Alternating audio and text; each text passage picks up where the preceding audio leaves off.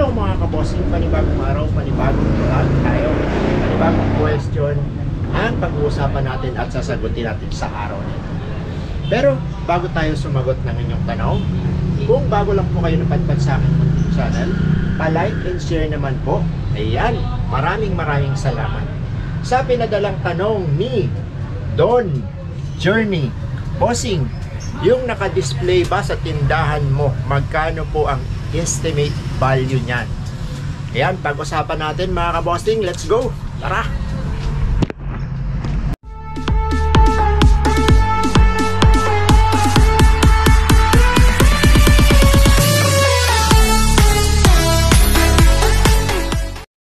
Don Journey, good morning, good afternoon, good evening. Ayan, kung saan ka man naroroon ngayon.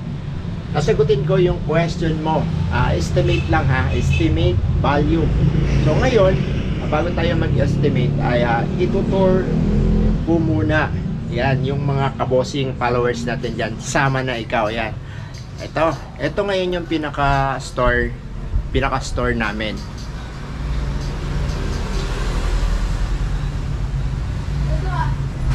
Meron siyang dalawang stante sa harap.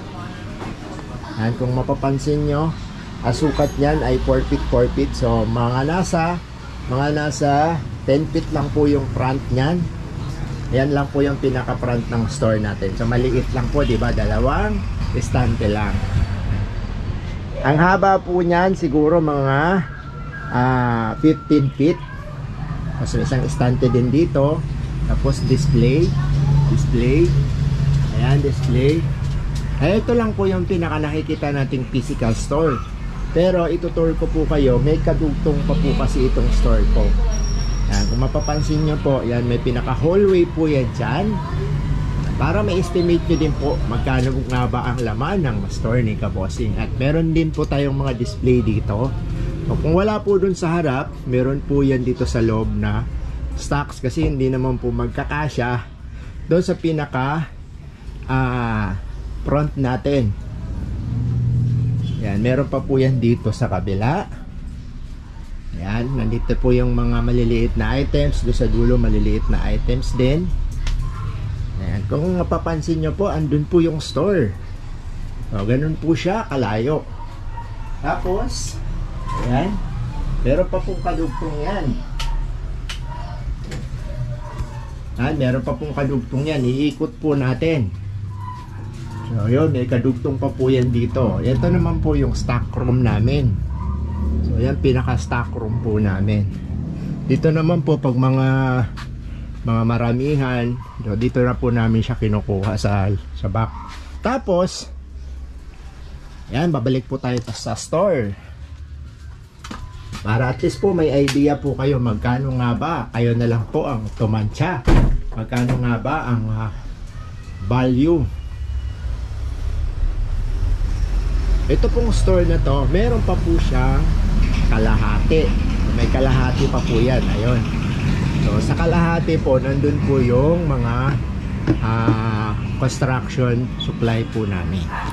So guys, pasilip ko rin po sa inyo ng konti yung lagayan naman namin ng mga construction materials para magkaroon po kayo ng idea kung magkano nga ba ang laman ng physical store namin.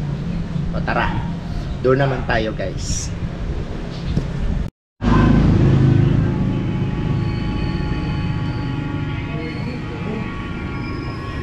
Dito naman po sa kabilang side, makikita nyo yung mga construction materials like yung mga angle bar, tubular, PVC pipe, mga fittings, plywoods, gero.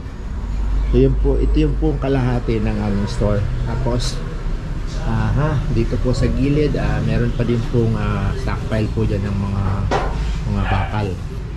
So yun po yung kalahati ng store namin. Ayan, pag inikot po namin, yun po yung kalahati ng store namin. Dito po yung pinaka-store namin. Ayan yung front. Tapos papunta po siya doon.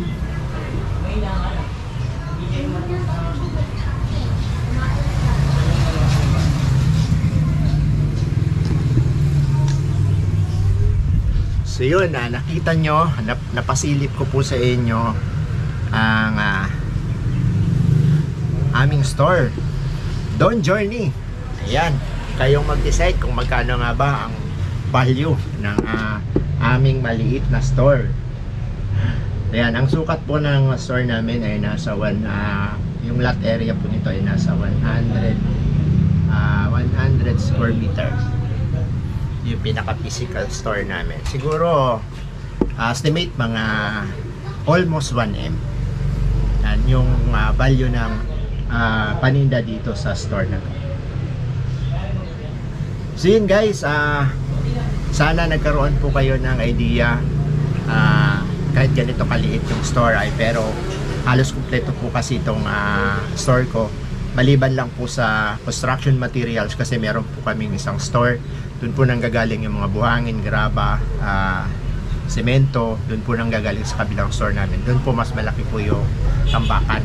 So, ito po pinaka-store lang po namin. Pag may umorder po dito, tinatawag po namin doon sa mas malaking store. So yan, hope na nasagot ko Don Journey. Tapos shoutout pala sa mga solid subscribers ko dyan. Ayan, at na palaging nakasuporta. At sa mga nagme-message sa akin about dun sa list, pa-message po ulit para masagot ko po, kasi natabunan na po yung mga message nyo. Yan, maraming salamat mga kabossing. Saan man sulok ng mundo kayo naroroon, ingat po, maraming God bless. Bye bye.